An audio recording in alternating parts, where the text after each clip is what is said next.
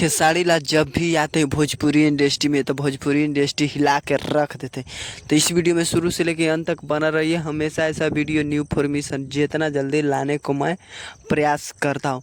खेसारी लाल की एक गाना का टीजर आया है। टीजर तो धमाल और बवाल भोजपुरी इंडस्ट्री में मचा रहा है। कौन सा टीजर है इसी वीडियो में लगा रहिए। हम हमेशा ऐसा वीडियो न्यू फॉर्मेशन जितना जल्दी लाने को मैं प्रयास करता हूँ। खेसारी लाल के गाना के टीजर आया जिस गाना के नाम है कलकत्ता की लड़की। कलकत्ता की लड़की एक गाना तो भोजपुरी इंडस्ट्री में धमाल और बवाल भोजपुरी इंडस्ट्री में मचा कर रख देगा। जब खेसारी लाल कोई भी गाना लेके आते हैं भोजपुरी इंडस्ट्री में तो भोजपुरी इंडस्ट्री में हिला के रख देते।